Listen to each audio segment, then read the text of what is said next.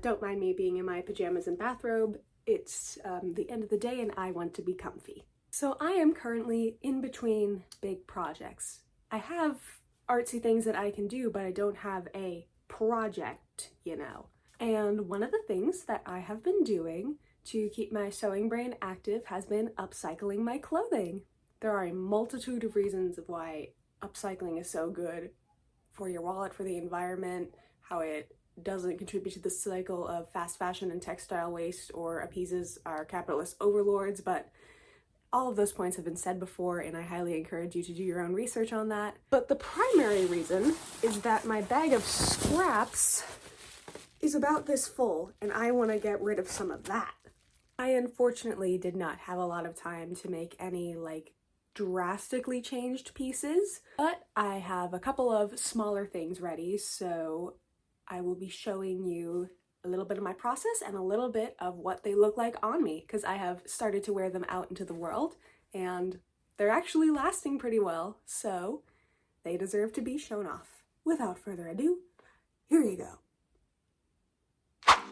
Alrighty, first article of clothing up on our list is this pair of black overalls that I rarely wear. I figured that a little bit of decoration would make them more reachable for me, so I started by mapping out this design of stars in heat erase pen.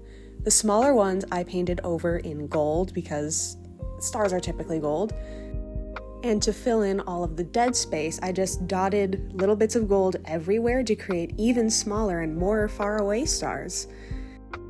I haven't painted anything onto denim in a hot minute, so I didn't go too crazy, but I did want to make sure that the space wasn't just plain.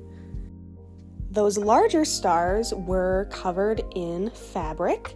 I took another heat erase pen, one that was a little easier to see, and I traced over the outlines of the stars that I made onto this turquoise satin scrap that I had left over. I had to keep flipping over to make sure that I was actually following the lines because this was not see-through and I was really just guesstimating to make sure it was about the same size, so when I flipped it over it would cover up all of the ink. I knew it was going to be ironed away anyways, but in the off chance that it doesn't work in some spots, I wanted to cover all of my bases. Then I cut all of these stars out, made sure everything was aligned with how I drew it, and took this off camera to iron away all of the pen marks. Once that was dealt with, I stitched these one by one onto the pocket. I used gold thread to match with the details that I painted on, and also because I'm almost out of turquoise thread, I literally have 1 foot of it left from a 10-yard spool. Also, as I was working with this, I realized that I probably should have fray checked all of the stars, so I went back and retroactively did that to the ones that I had on and pre-sealed the other two before I sewed them. Don't be like me, make sure your edges are clean first. Now see how much better those other two look compared to the first one? For a little extra flair, I used some ribbon and glued it on the edges of the pocket, as well as tied some bows around the arm straps of the overalls. There was no rhyme or reason to this, I literally just tied them into bows, and then off camera I burned the edges to make sure they didn't fray anymore. These look so cute on, and I think the design was a good idea on my part. It's just difficult to wash with the fabric glue and the paint, so that's my only flaw with wearing this, so mission accomplished, but maybe I should have thought that part through more. Second project is more of a visible mending than an upcycling thing. This white sweater has had this weird stain on it for years that I have never been able to get out no matter what I tried, so I decided to cover it up with a little flower instead. I took a bunch of scrap fabric in different colors and cut out some miniature petals and then glued them on with fabric glue. This was very hard to do because I had to be really careful where I was placing everything so they didn't get stuck on my fingers.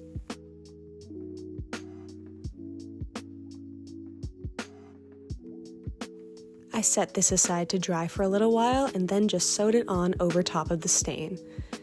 The felt was thick, and whatever caused that stain was pretty thick. I did try to loosen it up with detergent and water, but it did take several really thick stitches to get through. And also, I don't think the glue dried enough when I decided to put this on, because the petals did that. So I did have to adjust it as soon as I turned off the camera. This was really frustrating, but I think it turned out okay. I haven't worn this one out in public yet because the weather is getting warmer, thank God, but I think it's cute.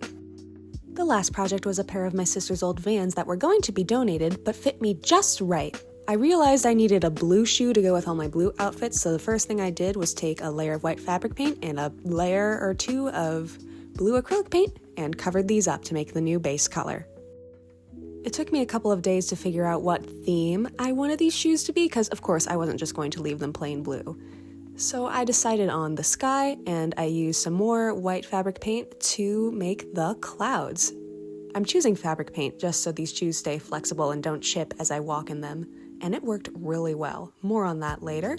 Then I added some details of things you would find in the sky. On one shoe I added some birds, those little flying V's. Do y'all remember that They Might Be Giants kids song about the flying V's? That gets stuck in my head a lot. On the other shoe, I painted a kite. I made that string way too thick, so I went back and fixed it, but it was entirely out of frame, so I don't have that clip here. I love the colors that I chose for this one. I tried to go with some ones that I don't really use when I'm painting other things, because I thought it would pop against the base blue, and also because I just haven't touched them in a couple of projects. I think it looks really, really cute. I have worn these ones around a couple of times now, and people love them. Kids especially, they'll be like, wow, your shoes are so cool. And I can be like, thanks, I painted them myself. And they go like, oh! It makes me so happy to see people's reaction to this, because it makes the amount of time I put painting into them so worth it.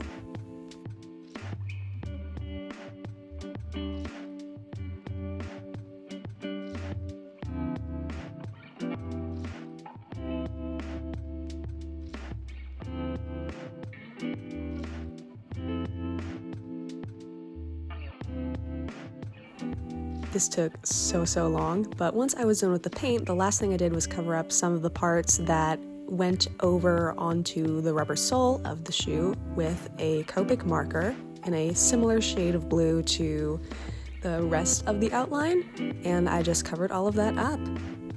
This cleaned it up very, very nicely and just made it look a little more uniform. I think these might be my favorite of the 3 things I made for this video, because they are so versatile and I can wear them with the most outfits, including both of the other pieces that I made, and they're just adorable. I love them so much. And there you have it, some freshly personalized clothing. I totally want to keep doing this. I have a couple of other ideas in mind just sitting on my chair over there, and some things in my closet that I need to look at again, because I've got ideas. Now that I've started this, my brain just won't stop going. Part 2 someday, maybe? Thank you for watching the video. Be sure to like, subscribe, comment, hit all of the buttons, and also follow me on my other social media, because I just posted a really fun announcement. I'll have more to share on it later, so stay tuned, and I will see you in the next one. Bye-bye.